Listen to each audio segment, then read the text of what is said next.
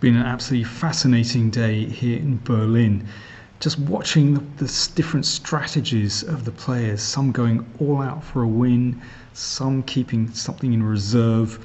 And, well, we saw it all in this game between Mamedyarov and Alexander Grischuk. So both players are half a point off the lead going into this penultimate round. Really, they both had to try to play for a win, but a draw still wouldn't be a disaster. They could still have a chance. Anyway, things developed pretty slowly in this game, and round about here you can see Mamedyarov with the white pieces. He's slightly better. He has a bishop against a knight, and yeah, just because of that, just a little bit of advantage. But I still thought this game was going to be a draw.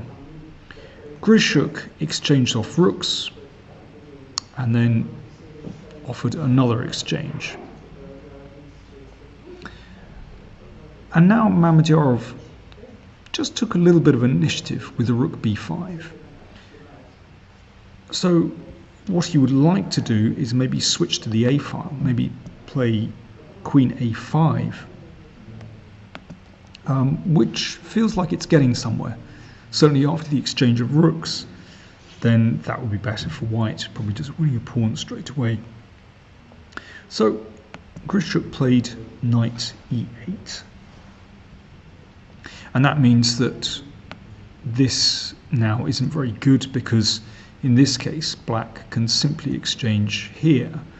That's the point of knight e8 to protect the queen. And then, well, after queen takes, in this case, there's zero advantage for white. So Mamedyarov instead played queen e3. Good move, hitting the pawn on c5. And so Grischuk traded rooks. And now it's getting a little bit more double-edged, because black has a pass pawn and white has, well, the potential to create a pass pawn with a 2-to-1 overlap. So knight d6. Now that's a nice position for this beast, solidly protected by the e-pawn, controlling some important squares, looking at b5. a4 from Mamedyarov and c4. So things starting to get a little bit sharper, and, well, naturally Grischuk getting a little bit short of time. And if, well, it's possible for Mamedyarov just to blockade that pawn, and then queen c5, and certainly not clear how white makes any progress there. And I mean, well, I think it should be a draw, but certainly white isn't using that queenside majority. But Mamedyarov played a brave move here. Instead of blockading that pawn, he played king g2. Well, a useful move in itself, bringing the king off the back rank just in case that pawn comes down. So, you know, it's a tidy move, I would say. But it does allow that pawn to advance. So, you know, quite a risky move. But Mamedyarov had prepared bishop c6. So that's a nice anchor for the bishop on c6, and that blocks the queen out for a moment. So the queen had to go to a5 to support the pawn. But in fact, well, as Grischuk said afterwards, he could have just played a6 here. And that should liquidate very quickly to a draw. So, for example, queen takes, take on b5, and then take on b5, and, well, we have a draw, 4 against 4. But Grischuk said he wanted to keep the possibility of a win still in the position, so that's why he played queen a5. And I get that. You know, he's blockaded these pawns solidly, seems like, and he's protected this pawn, and it is quite far advanced. So queen c5, good move, coming behind that c pawn, and, you know, kind of pinning the queen out of play, actually.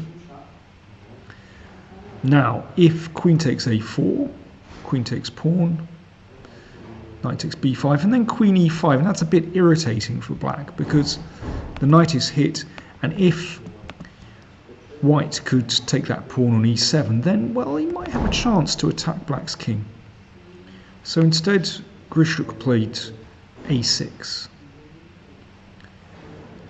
e4. Now, time pressure coming into play, and suddenly, with that e-pawn coming down the board, this starts to get a little bit confusing. Grischuk played king h7, and now e5. Now, Grischuk decided to take on b5. Miscalculation.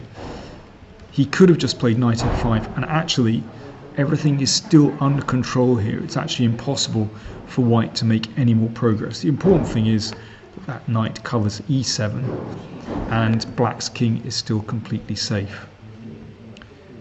But instead he took on b5. Now obviously if white plays, well, queen takes, then the pawn will go home after this, and c2.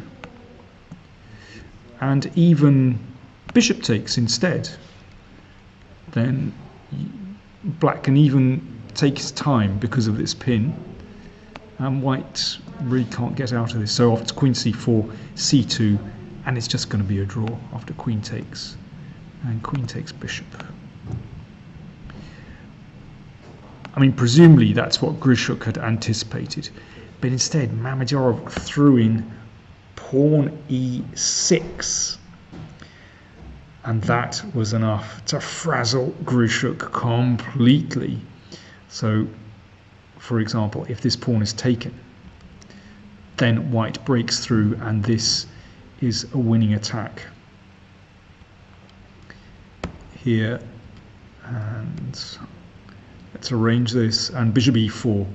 So that stops the c-pawn advancing, and then white is going to break through here, and it's just completely destructive. And there's no decent defense now. So the game finished like this: queen a3, the knight was taken, and that pawn is actually going through, but white is also crashing through at the other end of the board. So, well, if both sides queen, then white is just a bishop up, and white would have a winning attack as well. And notice how that king g2 move was very tidy indeed. King g7 played, bishop e4, and that forces matters because this is on prise. Obviously if that gets taken, then white scoops up this pawn. Grischuk tried c1, got a new queen, but then queen e8 was immediately decisive because there's no decent defense to f8 and a new queen, and, well, mate follows shortly, as they say. So what a turn up. Mamedyarov wins and bounces back after terrible loss. So that means, with one round still to play, we have Ding on 7 points, Mamedyarov and Karyakin on 7.5, and Caruana are half a point ahead on 8 after his victory. Last round pairings: Aronin against So, Karyakin against Ding, Kramnik against Mamedyarov, and Grischuk white against Caruana. 4 players can actually still win the tournament. Remember, the tie-break, it could get very complicated, but the first tie-break is if 2 players are tied, then it's their individual scores that count. Bear that in mind. It gets more complicated with 3 players, but basically it's still individual scores that count. Don't forget to like, comment, and subscribe. And, well, who do you think is going to win now? Who do you think has the best chance? Thanks for watching.